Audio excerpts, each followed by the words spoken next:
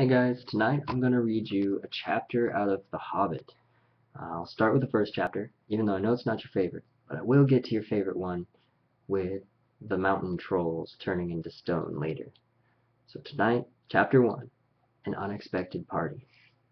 In a hole in the ground there lived a hobbit, not a nasty, dirty, wet hole filled with the ends of worms and an oozy smell, nor yet a dry, bare, sandy hole with nothing in it to sit down on or to eat. It was a hobbit hole. And that means comfort. It had a perfectly round door, like a portal, painted green, with a shiny yellow brass knob in the exact middle. The door opened on a tube-shaped hall like a tunnel, a very comfortable tunnel, without smoke, with paneled walls and floors tiled and carpeted, provided with polished chairs and lots of pegs for hats and coats. This hobbit was fond of having visitors. The tunnel wound on and on, going fairly but not quite straight into the side of the hill. The hill, as all the people for many miles around called it, and many little round doors opened out of it, first on one side and then on the other. No going upstairs for this hobbit. Bedrooms, bathrooms, cellars, pantries, lots of these. Wardrobes, he had whole rooms devoted to clothes. Kitchens, dining rooms, all were on the same floor, and indeed on the same passage.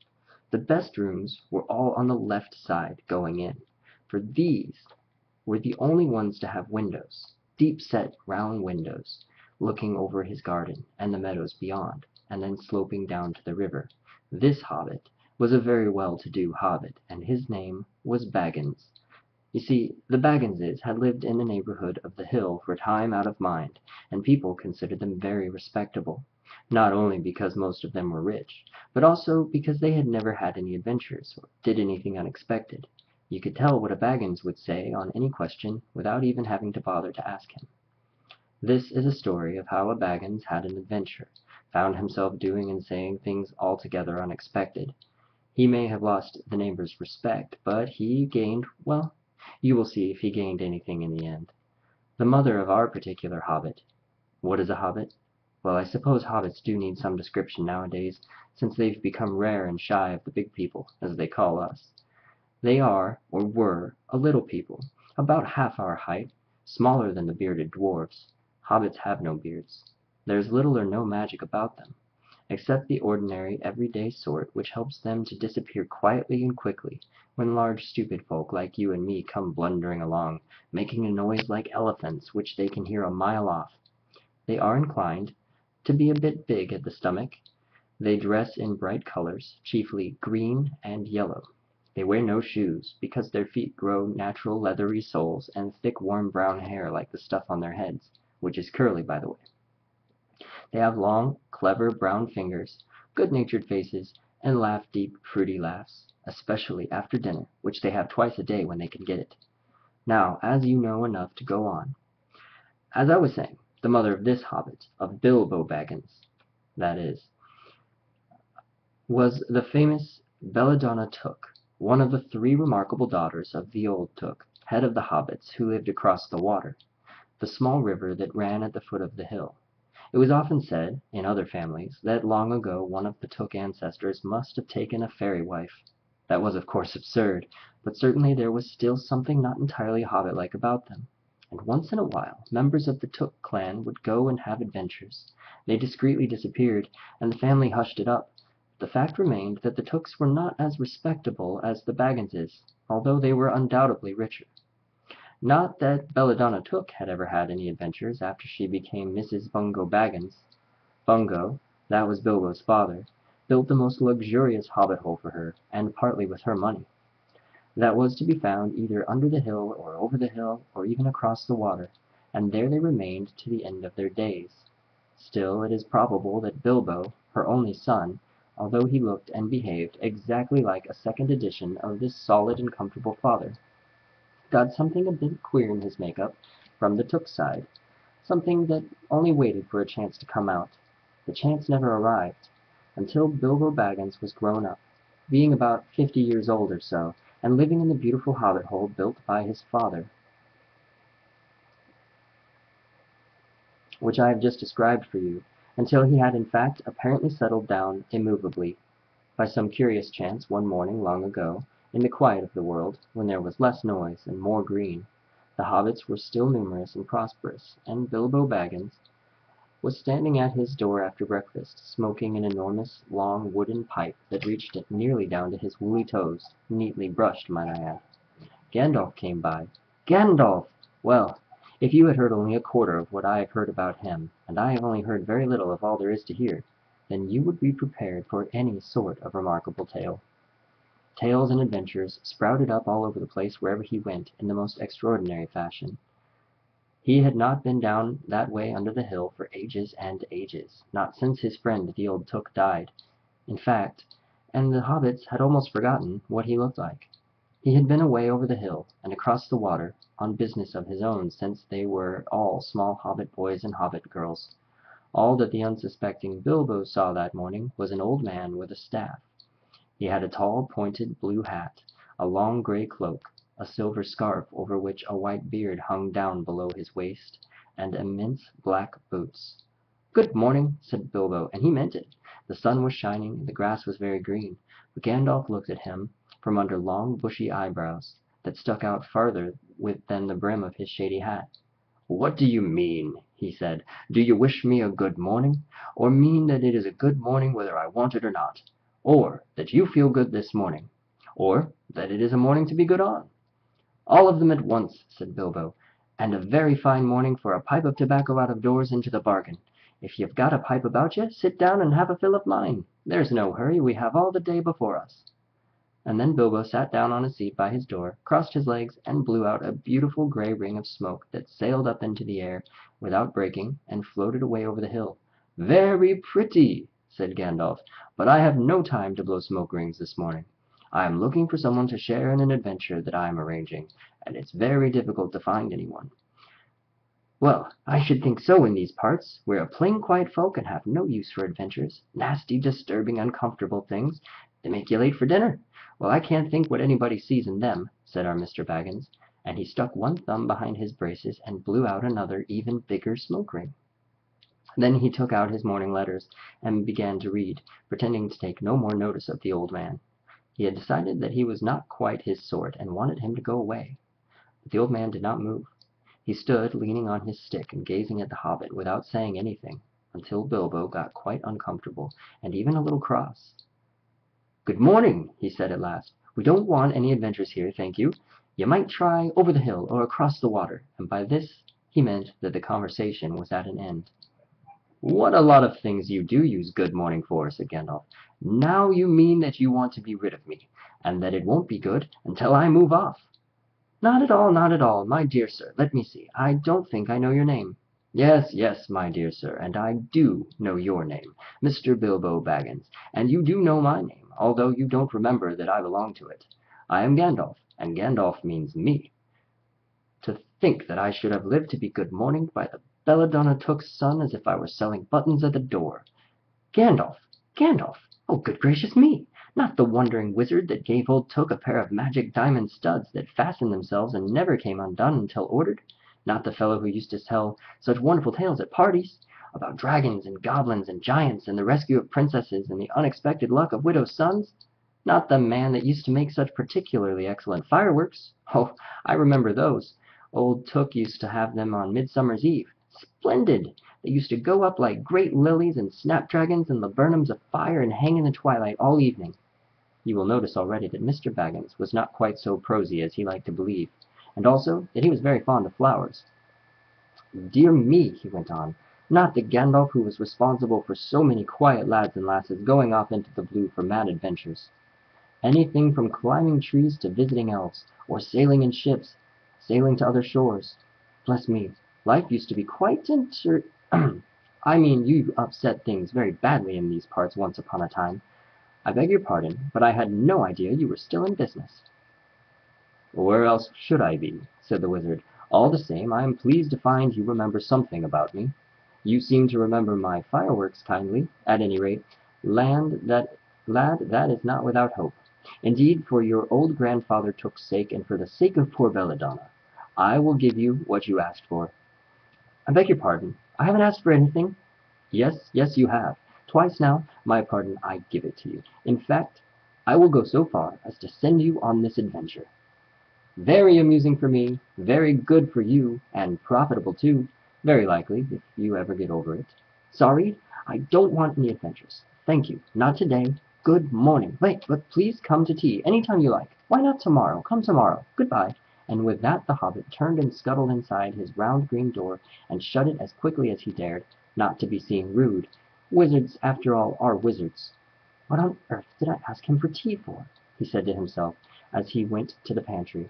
He had only just had breakfast, but he thought a cake or two and a drink of something would do him good after his fright. Gandalf, in the meantime, was still standing outside the door and laughing long but quietly. After a while he stepped up, and with the spike of his staff scratched a queer sign on the hobbit's beautiful green front door, and then he strode away, just about the time when Bilbo was finishing his second cake and beginning to think that he had escaped adventures very well. The next day he had almost forgotten about Gandalf. He did not remember things very well unless he put them down on his engagement tablet, like this: Gandalf, Wednesday. Yesterday he had been too flustered to do anything of the kind, and just before tea time there came a tremendous ring on the front door bell. And then he remembered.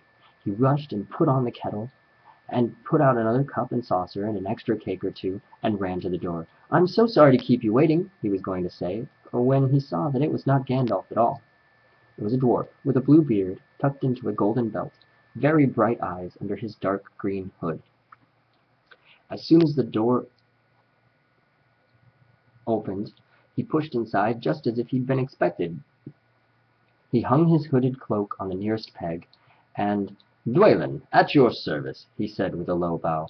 "Bilbo Baggins at yours," said the hobbit, too surprised to ask any questions for the moment. When the silence that followed had become uncomfortable, he added, "I'm just about to take tea. Pray come and have some with me." A little stiff, perhaps, but he did mean it kindly. And what would you do if an uninvited dwarf came and hung his things up in your hall without a word of explanation?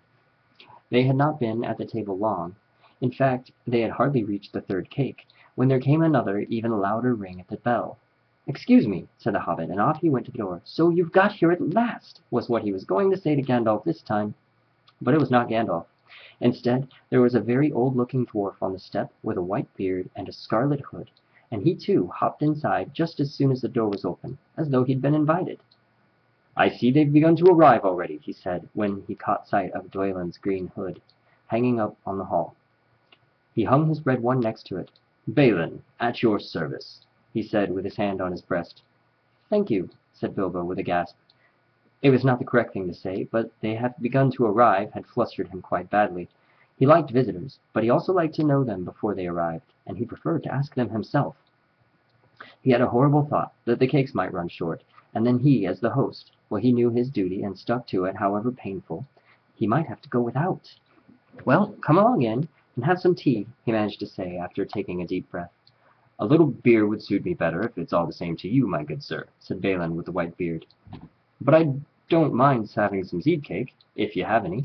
"Lots," Bilbo found himself saying, to his own surprise, and he found himself scuttling off too, to the cellar to fill a pint beer mug, and to the pantry to fetch 2 beautiful round seed cakes, which he had baked that afternoon for his after-supper morsel. When he got back, Balin and Dwalin were talking at the table like old friends, and as a matter of fact, they were brothers. Bilbo plumped down the beer and the cake in front of him, and when loud came a ring at the bell again, and then another ring. Gandalf for certain this time, he thought, as he puffed along the passage, but it was not. It was 2 more dwarfs, both with blue hoods, silver belts, and yellow beards, and each of them carried a bag of tools and a spade. In they hopped. As soon as the door began to open, Bilbo was hardly surprised at all. "What can I do for you, my dwarfs?" he said. "Kili, at your service," said one. "And Fili," added the other, and they both swept off their blue hoods and bowed. "At yours and your families," replied Bilbo, remembering his manners this time. "Dwalin and Balin are here already, I see," said Kili. "Let us join the throng." "Throng?" thought Mr. Baggins. "Oh, I don't like the sound of that. I really must sit down for a minute and collect my wits and have a drink." He had only just had a sip in the corner, while the 4 dwarfs sat around the table and talked about mines and gold and troubles with goblins. and then the depredations of dragons and lots of other things which he did not understand, and did not want to, for they sounded much too adventurous, when ding-dong, ding-a-ling-a-ding, his bell rang again, as if some naughty little hobbit boy was trying to pull the handle off. "Someone at the door," he said, blinking. "Some 4, I should say, by the sound," said Feely. "Besides, we saw them coming along behind us in the distance." The poor little hobbit sat down in the hall and put his head in his hands and wondered what had happened, and what was going to happen, and whether they would all stay to supper. And the bell rang again, louder than ever, and he had to run to the door. It was not 4 after all, it was 5. Another dwarf had come along while he was wandering in the hall. He had hardly turned the knob before they were all inside, bowing and saying, "At your service," one after another. Dory, Nori, Ori, Oin, and Gloin were their names, and very soon 2 purple hoods, a grey hood, and a brown hood, and a white hood, were hanging on the pegs, and off they marched with their broad hands stuck in their gold and silver belts to join the others. Already it had almost become a throng. Some called for ale, some for porter, and one for coffee, but all of them for cakes. So the hobbit was kept very busy for a while. A big jug of coffee had just been set in the hearth. The seed cakes were gone, and the dwarves were starting on a round of buttered scones, when there came a loud knock. Not a ring, but a hard rat-tat on the hobbit's beautiful green door. Somebody was banging with a stick. Bilbo rushed along the passage, very angry and altogether bewildered and bewildered. This was the most awkward Wednesday that he had ever remembered. He pulled open the door with a jerk, and they all fell in, one on top of the other. More dwarves! 4 more! And there was Gandolf behind, leaning on his staff and laughing. He had made quite a dent on the beautiful door. He had also, by the way, knocked out the secret mark that he had put there the morning before. "Carefully, carefully, it's not like you, Bilbo, to keep friends waiting on the mat, and then open the door like a pop-gun. Let me introduce Bifur, Bofur, Bombur, and especially Thorin." "At your service," said Bifur, Bofur, and Bombur, standing in a row. Then they hung up 2 yellow hoods and a pale green one, and also a sky-blue one with a long silver tassel. This last belonged to Thorin, an enormously important dwarf. In fact, no other than the great Thorin Oakenshield himself, who was not at all pleased at falling flat on Bilbo's mat with Bifur, Bofur, and Bombur on top of him. For one thing, Bombur was immensely fat and heavy. Thorin was indeed very haughty, and said nothing about service. But poor Mr. Baggins said he was sorry so many times that at last he grunted, "Pray don't mention it," and then stopped frowning. "Well, we are all here," said Gandalf, looking at the row of 13 hoods, the best detachable party hoods, and his own hat hanging on the pegs. "Quite a merry gathering. I hope there is something left for the late-comers to eat and drink. What's that? Tea? Ah, no thank you. A little red wine, I think, for me." "And for me," said Thorin. "And raspberry jam, and apple tart," said Bifur. "And mince pies and cheese," said Bofur. "And pork pie and salad," said Bombur. "And more cakes and ale and coffee if you don't mind," called the other dwarfs through the door. "Put on a few eggs, there's a good fellow," Gandalf called after him as the hobbit jumped off to the pantries. "And just bring out the cold chicken and pickles." "Seems to know as much about the inside of my larder as I do myself," thought Mr. Baggins, who was feeling positively flummoxed, and he was beginning to wonder whether a most wretched adventure had not come right into his house. Alright guys, I'm going to stop here tonight because the video is already getting kind of long, but I will pick up here in the next video that you guys can watch tomorrow. I love you. Have a great night.